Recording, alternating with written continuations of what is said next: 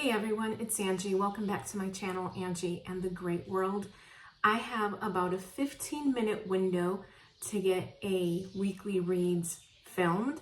So that's what I'm going to do, regardless of any noisy distractions outside my window. Okay, so I have 2 weeks worth of reading to catch up on. I don't think I filmed a weekly reads for the last week, just because I couldn't. Okay, so let's get into the books that I finished, and then I will share with you what I'm currently reading. Okay, so I finished Blockade Billy. This is really bright. I feel like it's illuminating my face in a really weird way. Okay, I finished Blockade Billy by Stephen King. I was reading that for Summer of Sport. I already mentioned what it was about. This takes place back like in the, I don't know, golden era of baseball. I don't know if that's such a thing. I just made it up. But back when, Jackie Robinson, for example, was playing. Maybe not. Maybe I have my times all wrong. But anyway, Stephen King in this story, it is nonfiction, is interviewing a former baseball player, asking him about a former teammate of his named William Blakely. I really think this could have been a short story. It went on a little too long at the beginning. Once it got to the real meat of the story, it was interesting. But yeah, I feel like a lot of the first half of the book could have been decreased down to a few pages. Okay, I ended up giving it 3 stars, so not bad. It was not a bad book. I also read The Hound of the Baskervilles by Sir Arthur Conan Doyle. I read that for Summerween. I really enjoyed it. I had never read The Hound of the Baskervilles before, as far as I can remember. It was a 4-star read for me. This is the perfect book to read on a cold, gloomy, rainy day. I finally finished reading Chaos by Tom O'Neill. It took me nearly a month to read that book. I believe it was 29 days exactly. Now, it didn't take me that long because it was a terrible book. It was just not super fast paced. And also it had a lot of information, a lot of names. A couple of the reviews that I read on Goodreads said it was very convoluted, and I don't think that's the right word. There was just so much information. But it was a really interesting read. It was so much better than I expected it would be. Now, Chaos is about Tom O'Neill. It is nonfiction. Tom O'Neill, back in the 1980s, 1990s. I believe it was the 1990s, maybe. He was assigned to write a story on the 30th anniversary of the Charles Manson murders. The Tate LaBianca, I don't remember the name of the other couple who were murdered by Charles Manson's followers. Anyway, as he was doing research for this story he was supposed to write, he uncovered a lot of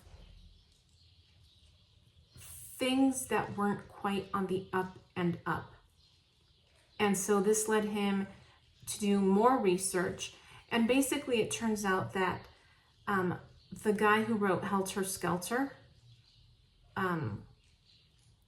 Vincent Bugliosi, I think his name is, he was one of the lawyers in the Charles Manson trial. And basically, I think, because I did not know this before, Helter Skelter is sort of like the definitive, is that what you call it? The definitive source for what happened in the Charles Manson murders. But it turns out that Bugliosi omitted a lot of information, and there were witnesses that he could have interviewed or included in the trial. There was just so much that he intentionally didn't, that he intentionally chose not to use. So basically, the way Helter Skelter portrayed the events are not accurate. The information in Helter Skelter is not accurate. It's not really the way things happened. At least that's what Tom O'Neill theorizes. Anyway, I hope that made sense. It was a really interesting read. It is one that I would recommend. It just, like I said, it's not fast-paced. It is a very slow read. I also finished reading Lock Every Door by Riley Sager for Summerween. This was my first time reading a Riley Sager novel, and I have to say I was really surprised by how much it read like a young adult book. And there isn't anything necessarily wrong with that. It just I didn't feel like I was reading adult fiction or fiction written for an adult. And I don't know if that's just the way Riley Sager writes or if it is particular to this book. But it was an interesting read. I think I ended up giving it 3 stars. It was more thriller than horror. I really thought it was going to be a horror story, but I think it's more thriller than horror, although I guess it's classified as thriller horror. And I don't know if I'm going to read anything else by Riley Sager. I didn't enjoy this enough to feel the need to read more by Riley Sager, but I don't know, maybe I will. If you've read something by Riley Sager that you think is really worth reading and maybe better than Lock Every Door, let me know down below. And then I read, you're not gonna believe what I'm holding in my hands. I got a copy of Jaws.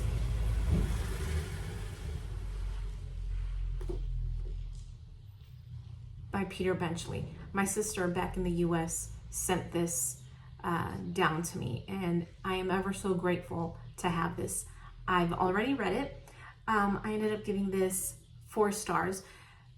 This was a really good read. At first, well, there are 2 stories in Jaws. There are 2 storylines in Jaws. There's the shark story, but then there's the story that has to do with the police chief.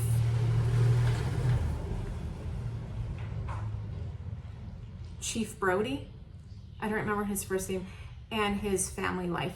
I was not really enjoying that part of the book. And this is going to be a bit of a spoiler if you've never read Jaws, but I do not like stories about infidelity, especially when it has to do with married couples.